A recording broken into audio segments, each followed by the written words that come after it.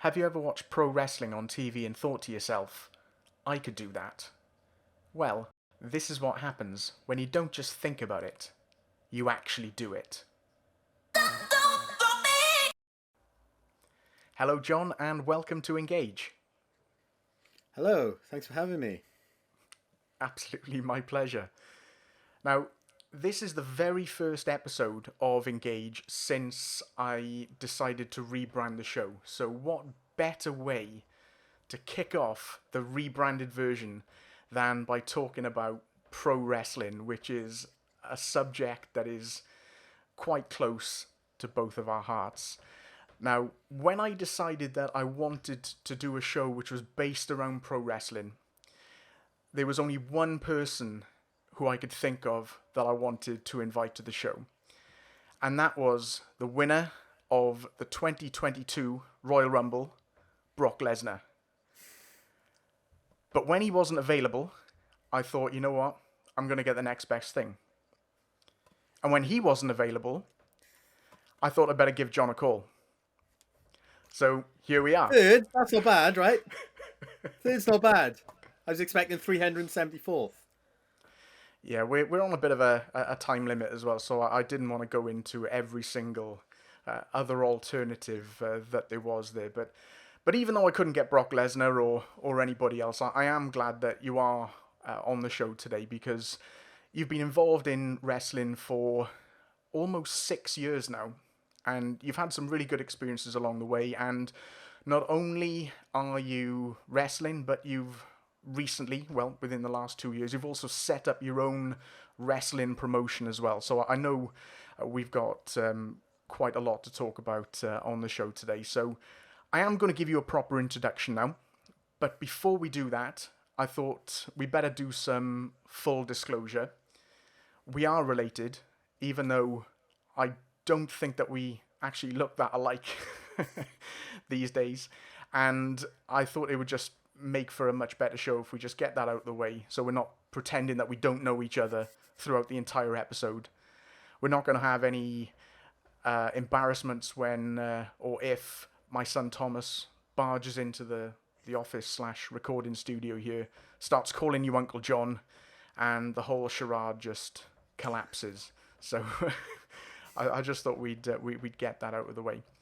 But to give you a proper introduction to the show here, you took up wrestling in 2016, and you weren't involved for that long really before you became the knockout champion from the KPWA promotion in 2017.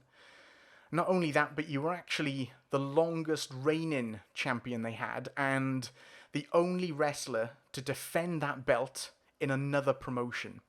You never actually lost the belt, but you had to hand it back in June 2018 because you were going to take a bit of time out following the birth of your second child, my nephew, Radley. And you returned to action in August 2018, but you came back as a new character. You're currently the reigning, defending, undisputed Campeonato Abierto Internacional. Is that how you pronounce it? It's very well done. Excellent. Excellent. And you've successfully defended this belt 6 times across 4 different promotions. As we've already mentioned, you're not just a wrestler, you're also a promoter. You set up Slam Masters Wrestling in July 2019, which has gone from strength to strength, and you're now selling out venues to crowds of hundreds of dedicated and passionate wrestling fans in the South Wales area. So for the second time, John Walker, welcome to Engage. Thank you. Thank you for the mixed introduction. It sounds like you've done your research, though. So yes, it was very, very good to get the get the details in. And you're not on Wikipedia either, so I had to do it old school. Might be on Encarta. So we have got quite a lot to talk about, even though you've only been involved in wrestling for about the last 6 years. You've done quite a lot in that time you've had some different experiences, and we're going to talk about all of those in the show as well. And we're also going to talk about the Slam Masters promotion that you've built up over the past, nearly 3 years now. And Yeah, you've got a approaching show 3. coming up. Yeah, you've got a show coming up as well this Sunday. So we're going to talk a bit more about that, and you can let everybody know where they can get tickets and who they can expect to see, and all of that stuff as well. But before we start talking wrestling, I just want to try and paint a picture of your dim and distant past. Now, I know this is going to be a bit weird because we did grow up in the same house, but just for the benefit of our listeners and our viewers, if you could just give a little bit of a background of where you grew up and all that kind of thing. Sure. Grew up in a little village that we refer to as Bather. I'm fully aware that's not the correct way to pronounce it. It's just your average little village, really. Not a great deal goes on there. Back in the era when we were growing up, there was probably even less going on there then. We spent a lot of time playing Nintendo, Super Nintendo. We got interested in football, so we'd spend countless hours kicking a probably fairly terrible football around and watching Cardiff City play as well. It was quite a nice time to grow up, really. In reality, no phones, no social media. You do sound like an old man. I am, right. I know. It's true though. We are the last of the generation. During your childhood, wrestling was a big part of that as well. So, can you share some of your early memories of wrestling? Yeah, and I remember you either being into it or being aware of it, but I'm not. And there's some other kids in the street were aware of it, but I don't really know how anyone was because I don't think that many people had Sky. So like, I don't know if one person in the entire school had it or something, and it just became a thing that people spoke about, or maybe it was the toys on the shelf that looked cool or something. But I can remember all of a sudden people were talking about this wrestling thing, and then too long after it, someone in the street recorded SummerSlam '91, and we had that, and we borrowed that for a bit. So that was probably like my earliest thing. So I assume that was the first ever like wrestling I'd actually seen, because I don't think I'd seen it before that. So SummerSlam '91, then bits of like old superstars and wrestling challenge. We would have, because we had Sky a little bit later, and also got really vague memories of like early '90s WCW as well, because that used to be on silly AM on Sunday morning that Dad would record for us on the timer, and we'd watch it like Sunday morning when the video recorder actually worked, or he remembered to do it. We were quite young, so if he said it didn't record, I think we would just take it at face value, really. So I can remember, I can remember like little bits of it. My memory's a lot fresher now because obviously since I'd first seen it, I probably would have owned certain things on VHS tape, and obviously the WWE Network is there, and like all the old content is completely accessible now. So I can talk about lots of old things, but it's not necessarily from first viewing. It would be from multiple viewings afterwards. But really early stuff like your Hogan, your Warrior, Sting before he turned into the Crow. I can remember obviously Legion of Doom. They always looked cool. And then one of the things that has always stood out, and even though I've watched it back so many times, it was on that SummerSlam '91. There was a match between Bret Hart and Mr. Perfect for the Intercontinental Championship, which I can just remember being completely enthralled by it. It was a brilliant match, but it was so different to a lot of the stuff on that show. Because on that show there was so many gimmick matches. There was so many like superstars, and it was I think it was like second or third on the show, and for me it completely stole it. And I can remember just watching that match over and over again. Yeah, I remember SummerSlam vividly from when we were younger watching it, and I still watch that show regularly now. I put it on WWE Network probably once or twice a year and just watch it all the way through. I mean, just as a quick fire question, would you say SummerSlam 91 is the greatest wrestling show of all time? I think it's a tough one to beat. I can't think of anything off the top of my head which would top it actually. You mentioned there the Bret Hart versus Mr. Perfect match, and I really enjoyed that match as well because I think to me that's what the Intercontinental belt in WWE was all about. When that belt had a level of prestige to it, rather than it just being this kind of throwaway belt that they give to Sami Zayn every so often, as they do at the moment.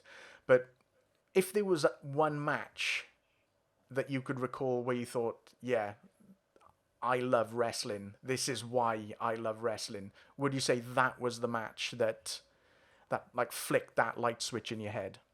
Yeah, I'd say so. It must be the one that got me hooked on it, and I think for quite a long time, I don't think there was anything that really stood up against it. I know a few years later you had the Hell in a Cell Undertaker Mankind match that everyone always talks about. Um, that didn't say inspire me to start jumping off things or anything though. And likewise, there's been some really like top matches after, but for a young John to get hooked on it, it was definitely that one. Now, there is a bit of a, well, maybe not an interesting story about the moment that you decided you were going to become a wrestler, and apparently I was part of this conversation, which I can't really recall. So, can you refresh my memory and let everybody know the moment you decided that you were going to become a wrestler? Yeah, sure. So yeah, there was I had watched it pretty much all my life. There's been a few little gaps here and there. When I was younger, it was probably when it changed channel or time slot to change something along them lines. Like I'd always been into fitness and things up to a point. Um, for whatever reason, I fell off the fitness wagon quite hard in about well, it was probably like 2013 to 20 end of 2014 or so. Spent most of 2015 getting really back into like the gym work and things like that, and got myself in pretty decent nick. And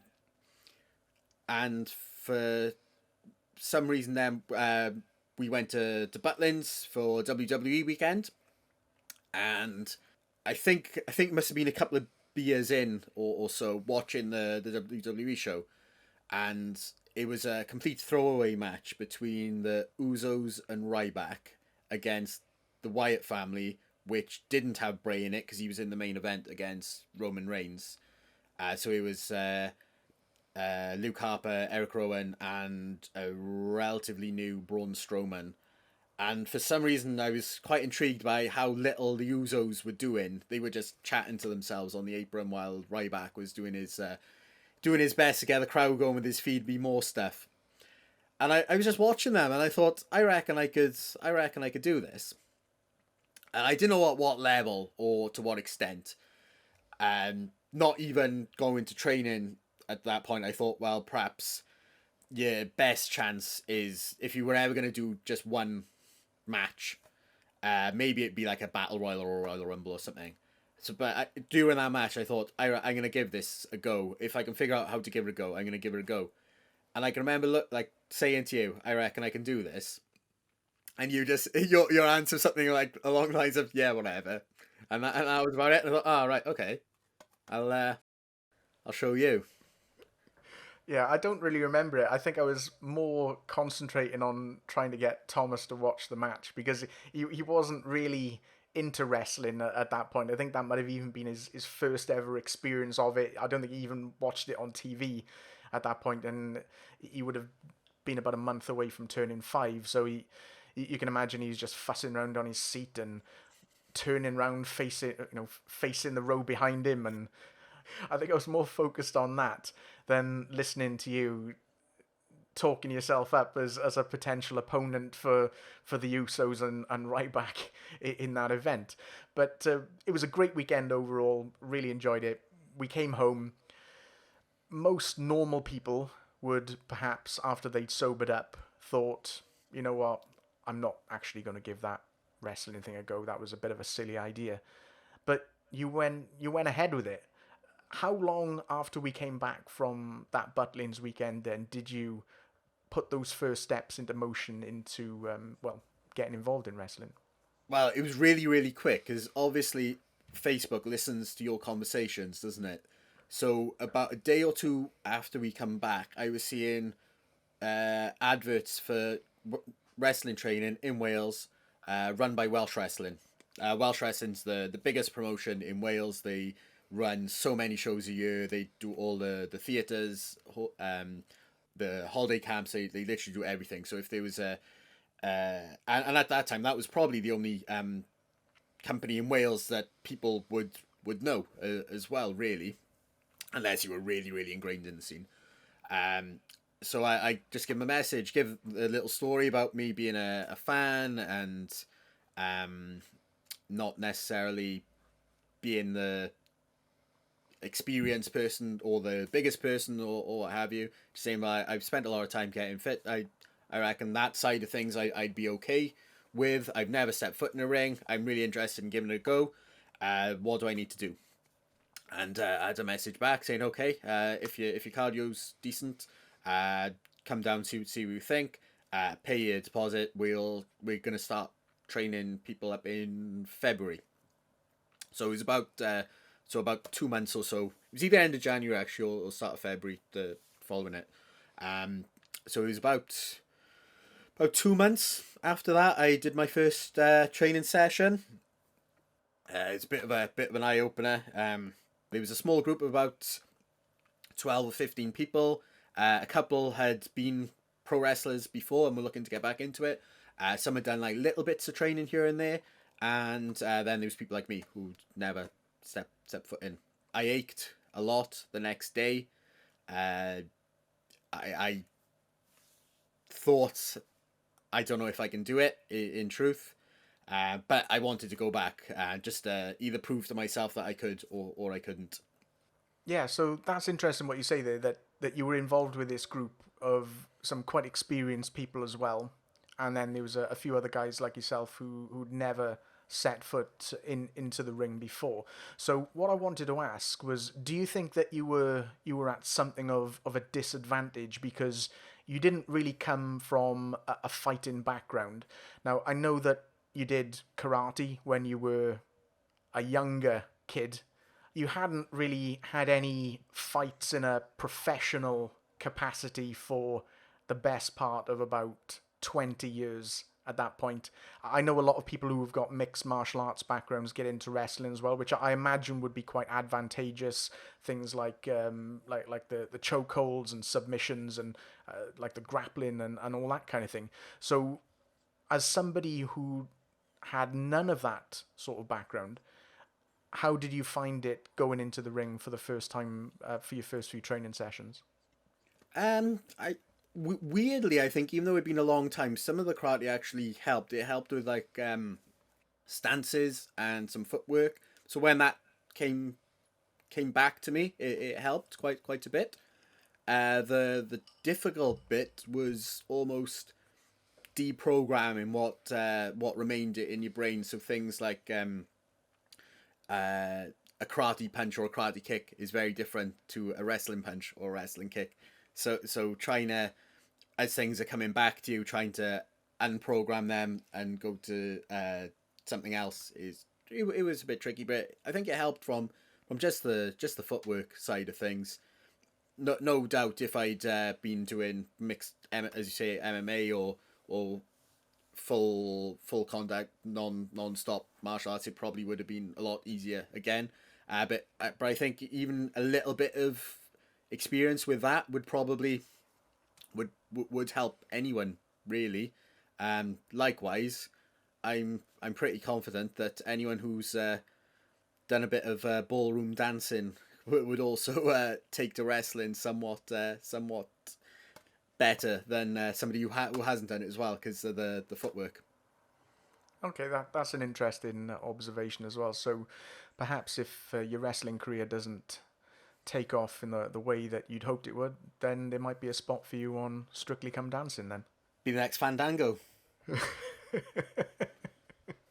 So just to move on then, you didn't stick around with Welsh wrestling for too long. I know that was where you first sort of dipped your toes into the industry overall, but that didn't quite work out. Can you let us know kind of what happened there and then where you moved on to next? Yeah, yeah, sure. So at the time, well, that was Welsh wrestling dipping their toes back into training people, seeing who was out there. Uh, at that particular moment, I wasn't necessarily what they were looking for. Generally speaking, at that time, people on a Welsh wrestling show were physically much more like early 90s WWF, so they were significantly bigger. So I'm not 6 foot. Generally, they look for people who are 6 foot something and bigger built, not someone who was, at the time was 5'10" and maybe 12 stone.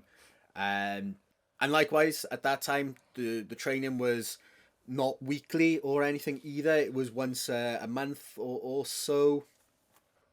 And I thought, well, if I'm gonna progress, I need more training than this because once a month isn't I'm not really gonna develop too much.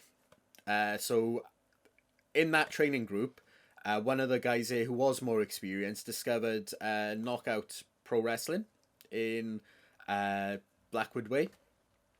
So I got chatting with him on Facebook. So he said, "Look, guys, I'm gonna knock this Welsh on the head. It's not really working out for me. I found this place. It's got a ring set up at all times. They run classes. You can hire it out. You can have private tuition. I think this is the place for me." And I thought, well, that actually sounds ideal. It's a lot closer because the Welsh wrestling training was in Carmarthen, so it was a good hour each way drive, where Blackwood is 25 minutes or so. And I thought, well, if it's somewhere that easier, perhaps I could do something in an evening. It wouldn't necessarily have to be one Saturday a month. I could chop and choose, and I thought that's more accessible to me. And two other guys from actually, sorry, three other guys from the same training group also said, "Well, we're going to give this place a go as well." So the next week, a car of us all turned up at Knockout, and we stayed there really. Yeah, so that was the promotion where I suppose you really developed in the early stages as a wrestler. So I think that brings us to my favorite of your personas so far, Johnny Narcissist. So I want to talk a bit about Johnny Narcissist. So the first question is, why Johnny Narcissist? Where did that come from? Johnny Narcissist was the name of my friend's old band um, that we used to watch in the early 2000s or so. And it was also my PlayStation SmackDown creator wrestler name for a period as well. I just thought it was a cool name. Kind of Shawn Michaels-esque Heartbreak Kid kind of way, and I thought with that name you could either be you could either be a bit you could be a bit cocky or a bit slimy. Because being uneducated at the time, I thought being a bad guy was better. I wouldn't recommend anyone getting into wrestling being a bad guy. You're much better off being a good guy. It's so much easier. But I thought I could do that. The name just sounded cool to me, and I thought I could try and play it different ways as well. I think with Johnny Narcissist, there was the opportunity there for you to go full Val Venus, but you said there that being a bad guy is quite difficult. So, what would you say is the main difficulty about being a bad guy then compared to being one of the good guys of wrestling? Okay, so generally speaking, in a wrestling match, you have your bad guy, you have your good guy. It should be the bad guy's responsibility to lead the match and read the crowd, and dictate the tempo, and essentially communicate with the babyface when it's time for them to fight back, to fire up, to make their comeback, and to go from, say, point A in the match to B to C to D. So the bad guy essentially leads the match. If you're not experienced at doing this, it's very easy for your matches to fall apart, and your matches can suck really, really quickly if you don't know what you're doing. And likewise, to be a bad guy, you need people to hate you as well to do it well. Like I see it on a lot of shows now where people who are two matches in say, "Oh, I want to be a bad guy. I'm a heel," and their matches just stink. Like they don't know how to lead the match. They don't know how to work the crowd, and they would be so much better if they were the good guys who can essentially do what a more experienced bad guy tells them to do all match, and all of a sudden the match flows better. The points of the match work with the crowd, and you just get a much better result from it. And in that time, if you're that hell bent on being a bad guy, you can take what you've learnt of someone more experienced, and then by the time you're ready, you'll be in a much better position. So when you decided that you were going to be Johnny Narcissist and you're going to be this heel bad guy, I take it nobody told you all of what you just told me just now. They probably did, but I probably didn't listen too well either. I realized a few matches in really that I wasn't necessarily good enough as a bad guy. Like I was getting booked on other promotions as a bad guy, but I knew I wasn't ready for it, and I think I ultimately suffered in terms of later bookings for a little while, because of it as well. So with that in mind then, tell us about your first ever match as the Johnny Narcissist character. Did it go the way that you thought that it was going to go?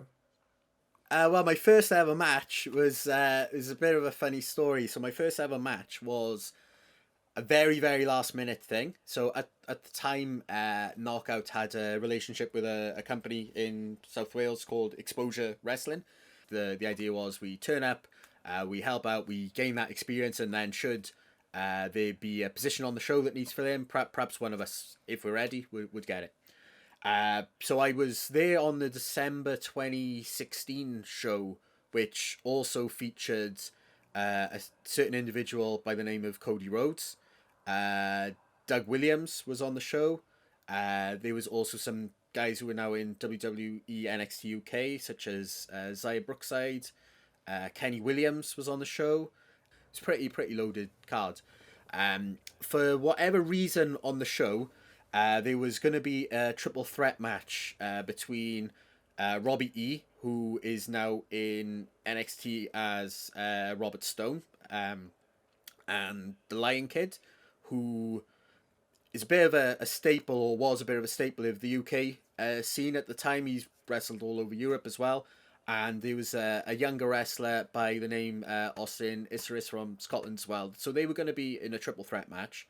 I believe Robbie and Lion Kid had worked the show earlier in the day, so they decided to change it to a tag team match. Nigel, in charge of Exposure, had a bit of an issue in that people were already in matches, and he couldn't think of a way of getting maybe someone to do a bit of double duty, something like that. Generally, for people to work two matches on a show, you'd have a bit of a story or something going on.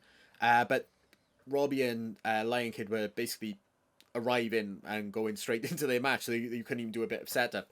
And for some reason, he looked at me, maybe because I happened to be standing by him by chance, and said, "Have you got your gear with you?" And I did. I had it in the boot because we were told at training, if you ever go to a show, just bring your bag, put it in the car. Something may crop up, and it's true. It did. Never had a match before. All of a sudden, in with these really experienced people who were quite known to wrestling fans, and in front of about 600 or so people as well. So yeah, so I it was a bit of a rude awakening at that point. Did you get much time in the ring then in that match? I did actually, yeah. So Robbie was incredible. He was weirdly. I attended a training seminar with Robbie about 2 months or so before at Knockout. So he recognized me and said, "Oh yeah, I remember we did this spot in the seminar where we were being the bad guys and we were like laying into the good guys, and they were trying to get a tag and like you'd grab their arm away and pull them back to your corner. It was like basic little drills like that." And he said, so he must do it in every seminar he does, because I'm sure like I didn't stand out that much in his in his memory. And he said, "Oh, do you remember when we did the tag stuff?" I went, yeah, remember that. Okay, so you'll get tagged in. Lion Kid's gonna fight back. Cut him off, pull him back, tag out. Do that a couple of times. Perfect. I can do that. That's fine. I had to do another spot in there where I'd like push the Lion Kid off the top rope to go into the heat. I nearly botched that, which was bad because I was meant to push him off the top rope, to push him back into the ring. But I think my hand must have been like at the slightly wrong angle out the nerves, so he had to like readjust himself a little bit. Otherwise, he'd go flying out the ring. And I had to break up a pinfall. So I had like little bits. A lot of it was basic, just a couple of stomps, a couple of hits. But I can remember one point I did like an elbow drop, and then people were booing me, and I thought, this is awesome. So I like did like a bit of a Bobby. I couldn't think of what to do because I was still really nervous, and I don't think I wasn't like a polished act by any means at that point. I'd done some like training matches where I was still like developing the character in my head. So I did what I thought was the cool thing to do, which was probably like a bit of a Bobby Roode Gloria style pose, but it worked. I got booed more then, and then to end the match, Robbie threw me out of the ring. He made sure I was going out of the ring. To be fair with it, I don't think I've ever gone over the rope quicker than that ever, and since either. And I had to. Lion Kid was doing a suicide dive out then. I thought, whatever you do here, you must catch him. Because if you do not catch him, he is going head first into this actual rail and he probably will die. Do you want to kill someone on your debut? Fortunately, I caught him. Yeah, it sounds like a memorable debut. You know, appearing on the same card as Cody Rhodes and wrestling with some, you know, really experienced guys as well. And you didn't kill anybody, so that's always a positive as well. You went on to become the KBWA champion. You defended the belt in a few different promotions, but everything sort of came to an end for you. Well, I took a break in May 2018 when because Rad was born in June. Things weren't going too well for me for a little bit before that as well. I'd become a little bit disillusioned with it. I'd never really settled into exposure wrestling, or never really carved out a spot there, which is quite strange because I ended up being in some good positions there, but I was never a regular up until that point. So I'd done like 2 or 3 shows in a row with them towards the end, but I was being this good guy, and the gimmick he had for me wasn't my cup of tea. It was essentially Adam Rose. If no one knows who Adam Rose is, he was like this party guy, and he'd have people running around the ring. So he wanted that. He likes his good guys to be this like party character, and I'm probably the least party person ever, and I just wasn't comfortable doing it. I didn't want to do it. So I was kind of at this crossroads because I thought I'm essentially done if I'm not gonna do what someone else wants me to do, but not be happy with it. Then I'm not really gonna do it. And Rad was being born, so I was pretty much done then. My last match for Exposure at that point as well, I wasn't good. My head wasn't in it. There was stuff going on, like Rach was struggling a little bit with the pregnancy, so I was feeling bad, like not being in the house, and I just thought my head wasn't in the game that day. I was in the ring with someone who was about 3 or 4 leagues above me minimum, and I just sucked. I just sucked. I just and it was like a show in memory of a young man, Brandon as well, and I just don't I just thought I've let everyone down. I just can't do it anymore. I don't want to do it anymore, and I had a little bit of a must have had a little bit of a hissy fit when I got home because I don't actually know where my Johnny Narcissus gear is. I don't know if I threw it out or if I've just thrown it somewhere in the house. But all these years later, I have no idea where it is. Perhaps Johnny Narcissist is now living under a bridge somewhere, dreaming about what could have been. Maybe. But you didn't stay away from wrestling for that long, though. I thought this was going to be more of a longer break in between, but you actually only stayed away for about 2 or 3 months, and then you came back with a new character, your current character now, Necrophago. Can you tell us a bit about what that's all about? Yeah, so it's weird. I don't think anyone ever really retires from wrestling because I think when you get into it, it keeps you. And despite me not being happy with what I was doing at that particular point, I missed it. I missed the probably to have something to focus on outside of say your 9 to 5, outside of family life. Like I've always been into being able to like create things. So whether or not like I played in bands for years, and I've always liked like that side. And I've always felt the need to do something to occupy my my free time for some reason. And I missed I missed like the feeling of being in front of a crowd. I missed the camaraderie of Knockout as well. Like Knockout Pro Wrestling was this absolute joke in people's eyes at one point. Like we were absolutely laughed at because at the time there was 2 other training schools and we were seen as these like chumps who would never get on shows. And so because of that we had like we were really like tightly knit together and like really supportive of each other. And I miss that. And I miss being in front of the crowd. And I thought maybe like if I stay away, am I always going to regret it? Like in 10 years' time, am I going to say I probably should have given it another one last go?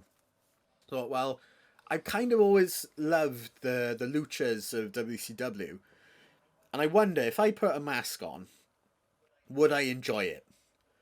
I was in this 6-way terrible match. It couldn't have started any worse. The person doing the music played my old Johnny Narcissus music, which I had to come out to. And the first person in the 6-way that I locked up with said, I've forgotten everything.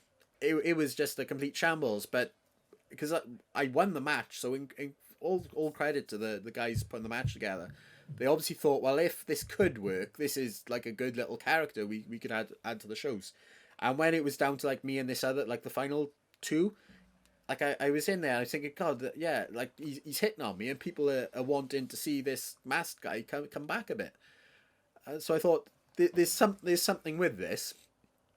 So I thought, yeah, I'm gonna stick. I'm gonna try and make this work.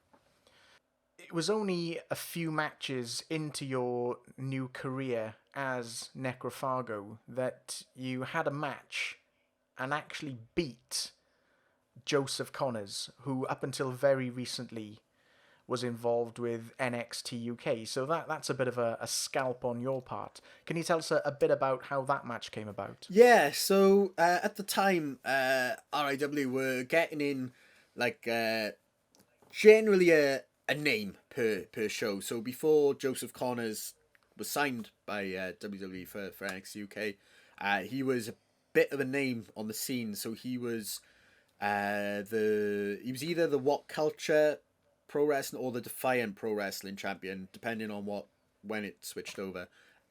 So RIW were bringing in these name talents to help ticket sales and maybe to help develop people as well. And for some reason, they picked me to go in with him. So I found out about a month before when the poster and the match pictures would appear on Facebook. And all of a sudden I thought, oh, I'm no longer able to and I'll blag my way through this. I'm gonna have to step it up now for this one. And what was it like then, wrestling somebody who, okay, he wasn't with WWE at that time, he hadn't gone through the way that they train and do things, but as you said there, he's a vastly experienced wrestler on the independent scene. So when you were in the ring with him, what was that experience like overall? It was like having one-to-one tuition with someone who was so much better and so many levels beyond anything you could probably aspire to reach. He just talked me through it. I said, right, uh, I'm gonna put you in a hold, fight your way up, and take a line. So you and just listen to him. Just listen to him all the way through, and at the end of the match, then he very very politely sat me down and gave me feedback then on everything that I did and what I need to do as well. It sounds like he was very graceful and quite professional with you then, given the gulf in experience between you and considering you hadn't really been back wrestling after that few-month break. He was incredibly professional, brutal with the feedback as well. Don't get me wrong, but it was needed, and it made me think. Well, I either need to step up or step out at that point. So as Necrophago, you enjoyed arguably the biggest scalp of your wrestling career by beating Joseph Connors, and then last year you added some gold around your waist as well when you became the Campeonato Abierto Internacional champion. Can you tell us a bit about what that belt is? Yeah, so that belt is a Mexican championship. It's not tied to any promotion at all, and it's an international open weight champion. So anyone can challenge for it. And you've successfully defended that now on 6 occasions across 4 different promotions. So how does that work then? Is it like an open championship where you have to accept a challenge from anybody, or how does that work? Yeah, I don't have to. It all needs to get approved by the Commission of Lucha Libre. So I just need to contact and say this person, and they say yes. And how long do you think you're going to keep hold of that belt then? Until I'm beaten.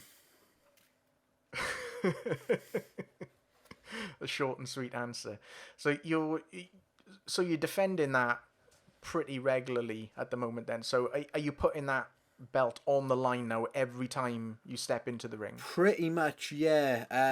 It depends on what the promotions want to do that I appear in as well. Sometimes they'd have me work in tag matches. Sometimes as well, they won't necessarily want the belt on the line if there's other championship matches on the show as well. So yeah, it all depends. But yeah, so far, four promotions have had it as part of the show. Even though you've had 2 relatively successful personas so far, you've wrestled on the same show as Cody Rhodes. You've been in the ring with wrestlers who've wrestled in the United States. You know, they've wrestled for some of the biggest promotions around. You've beaten one of the top guys in the UK wrestling scene as well. But that wasn't enough for you. At what point did you think we can do better here? We can set up our own promotion and we can do better than what's currently available at the moment? Well, it was backstage at one of the Royal Imperial Wrestling shows. Me and Big D were we were just talking, and I think for whatever reason at that particular moment in time, we just looked around the backstage area. We could see people planning their matches and just chatting. There was quite a bit of dissent in the scene at the time as well. So like, if you worked one show, you couldn't work another show, and you couldn't talk to this person if this person did this or that, and what have you. And we just looked at each other and said, "I reckon we can do this." Kind of like the conversation we had in Butlins, really. I think I said it, and I think his reaction was mirrored yours with, "Oh yeah, we probably could," and I think he either followed up with me or I followed up with him a few days later and said, "So are we gonna Are we gonna do a show? I don't think it was ever going to be a promotion. I think it was just going to be a one-off show initially. And said, yeah, go on and let's do it.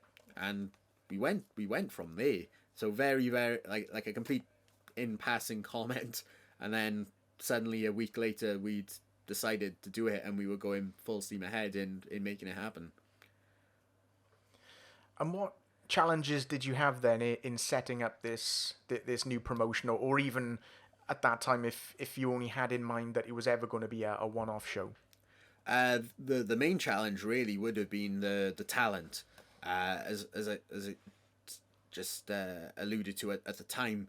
It was not necessarily the most friendliest of places. So the Welsh wrestling scene, that is. So it was, in theory, it was going to be quite difficult to get people to be on a show that wasn't necessarily tied to this place or that place.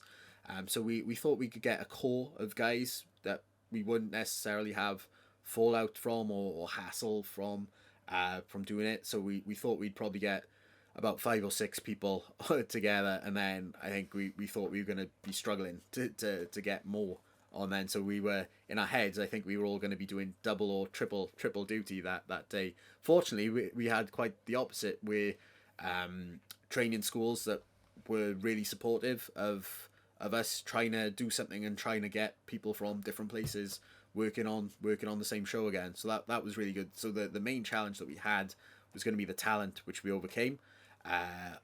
Likewise, the other challenges we had were neither of us owned a wrestling ring, and we didn't necessarily know how to get hold of a wrestling ring. So yeah, that was a quick learning curve, and the more boring side of things like insurance and making sure that people get paid and making sure that you do everything that you need to do, like getting like a temporary events notice sorted, and like things like you would never think of from being in the wrestler side of things. When all of a sudden you're responsible for everything, you quickly realize there's an awful lot that needs to be done that you would never ever think of, and it all appears at the same time. Yeah, it sounds like there's a lot of moving parts involved in the background there, and yeah, certainly not just a case of bringing your boots and your spandex and hopping into the ring. But in terms of perhaps selling tickets for the show, was that ever a concern for you? And the reason that I bring that up is that we've both been to shows as spectators. It's been you, me, my son Thomas, your daughter Ophelia, and us four have made up about a total of 15 in the crowd as well. So given all of this effort and planning and paperwork that's involved in setting up a show, even a basic show at a smaller venue, did it ever cross your mind at all that perhaps nobody's going to show up? Every day, every day. So our show was held at our local rugby club. So we thought potentially people might turn up just because they go to the rugby club in the first place. So I thought perhaps we'll get about 10 people in. But fortunately, the first show in truth exceeded expectations. We had about 70 or so in there, which again doesn't sound like a huge amount. In 2019, it was good, and it was more than quite a lot of promotions were getting at that time. And we did something really good as well. We had people from the Knockout Training School on the show. We had people from Dragon Pro on the show as well. And I'm pretty sure that was the first time that people from those separate schools had been on a show together in quite a few years as well. So we did a lot to like unite the scene and get people talking to different people. And we hadn't met some of the guys who had been on the show. So like people were noticing what we were trying to achieve and wanted to get involved with it. So it had a good knock on effect on the scene as a whole as well. So me and Dee were really proud of what we did, and I know looking back on it, 70 people in a rugby club to watch a Sunday afternoon show doesn't sound a lot, but it was a pretty good result, and give us something to build on. Because if we'd only had 10 people there, then don't know if there would have been a show too.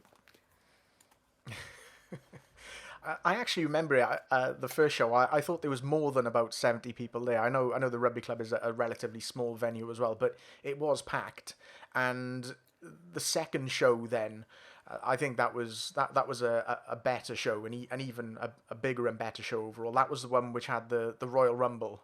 I really enjoyed that Royal Rumble. I thought that was very well done. I thought it did have that element where you thought that anything goes, because there was somebody coming into the Rumble who was sat in the crowd. The MC guy, I think he took off his shirt and got in as well, and you really didn't know who was going to be going Yeah. in next. And I Shame thought that was Cody really Rhodes didn't good. That turn that up, was. right? Well, given who was going into that Royal Rumble that afternoon, you didn't know who was going to turn up. I thought that was really, really well done. If you could sum it up, why do you think that Slam Masters has succeeded where other promotions have failed miserably? I think we know what we're trying to do, and we embrace it. So I initially I kind of always wanted to do the cool promotion, kind of like Progress Wrestling was or now is again, in front of mainly adult crowd, and everyone gets really into it. The reality is that's not where the punters are. I've learned now that our audience is young, so we try and cater the show mostly for the children in the audience. But likewise, we make sure that the wrestling is of a good standard, so the adults want to come back as well. Like my goal for Slam Masters is to be the wrestling promotion that if an adult has to take their kids to one, it'll be Slam Masters. On our comeback show last year, we had Chuck Mambo and TK Cooper, who doing really good things in Progress and Rev Pro, and they were quite popular in Attack Pro Wrestling before the pandemic as well. We've had Elijah now as well. He's a local guy, but he's doing very well on the UK scene. And likewise, we've had Joel Redman, who weirdly was on the Sunday afternoon show on that infamous Butlins weekend we went to, and so that was a really good full circle moment getting him on the show. And we've expanded into having women on the show. We've got a women's championship, which I'm really keen on making a staple part of the show, and we've probably got one of the best up and coming talents in the whole of the UK as a regular on the roster now, who is a man like Darius. Everyone in the crowd absolutely loves him. It's a matter of time before he goes on to much bigger and better things. So while we can have him on the show, he's going to be part of it. Yeah, he's certainly a crowd pleaser, and basically embodies everything that you've just said. That when he comes out, his music hits, and the kids in the audience just go absolutely crazy. And he's going to be on the show this Sunday. He is. Well, he's going to be worth the ticket admission by himself, no doubt about that as well. So, I mean, we're coming closer to the end of the show now, but can you give us some of your or what your plans or some of your ambitions for the show then over the next 12 months? Yeah, so we want to go from strength to strength. Really, we want to get out in a few more venues. We want to stick to the Ron McCunnon Taff area because that's where our base is. We want to make sure that we can continue to grow our crowd numbers. So in Pontyclean, we did sell out at 225 people. So it'd be really good to match that if we can't build on it. And likewise, continue to attract some of the top names in the UK, male and female. No doubt you've got a wish list of wrestlers who you'd like to feature on the show. So if you could get anybody, I mean, within the sphere of reality, who you could get on the show, and if you want to use this as a bit of an unofficial invite for them to get in touch to feature on the show, if you could pick, let's say, one male wrestler and one female wrestler, who would you like to feature on a future show going forward? Okay, well, based on everything that's going on at the moment, the hottest independent male wrestler is no doubt Matt Cardona, formerly known as Zack Ryder in the WWE. Since he's left WWE, he has been on fire. He's winning championships everywhere. He's appearing all over America, and his act is incredible. So if there was ever a remote chance of being able to get him on the show, anyone in this country would have to try and make it happen. So it would be him, and likewise, his now wife Chelsea Green. If she was traveling over with him, then it would make perfect sense to try and get her on the show as well. So yeah, that is the act, I think, for 2022. If they come over, everyone in the UK is going to be desperate to get hold of them. Yeah, well, you never know what happens if they do find themselves in the UK and they've got nothing booked on a Sunday afternoon. Then we might well see them in Slam Masters. Maybe Matt Cardona might even be challenging for the Campeonato Abierto Internacional as well. That could be another addition to one of the numerous belts that he's been winning recently. If he put his ECW TV title on the line, which somehow he won off Rhino the other month, then we could do a title for title match. That would definitely be worth a ticket on a Sunday afternoon, no doubt. Okay, then, so I think we'll sort of bring things to a close there. So you've got the show this Sunday. If you could give some details of the when, the where, how people can get tickets, how people can get in touch with you, and all that kind of thing, just to make sure that as many people go through the door as possible. Sure. So the show is in the Cum Welfare Social Hall in Bather. It's a really big hall. It's got a nice cheap bar, loads of seating space. It'll be it's a really nice venue for any show, and it should work really well for wrestling. You can buy tickets on our website, slammasterswrestling.com. You can find us on Facebook and Instagram, the username Slammasters Wrestling. The show starts at 4 p.m. and the doors will be open about 3:30 to give you plenty of time to go to the bar. Okay, so if you just want to recap the date on that as well, just so there's no confusion for anybody listening or watching, just to make sure that they turn up at the right day. Sunday, March the 6th. Okay, so Sunday, March the 6th. And the door opening time again? 3:30, show starts at 4. Okay, so I think we'll end there. Thank you so much, John, for joining me on the show today.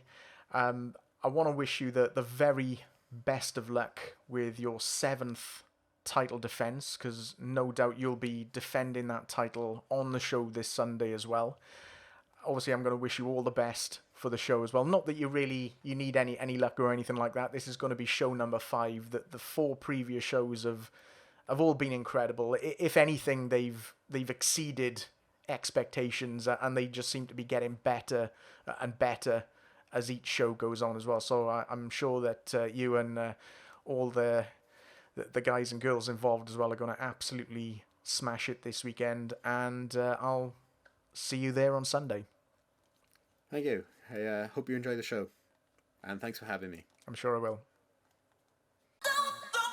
If you enjoy Engage, please show your support at engagersclub.com, our exclusive members-only club with enough content, training, and behind-the-scenes access to keep you going until the next episode. That's engagersclub.com. Also, please rate and review this podcast wherever you download them. Stay engaged.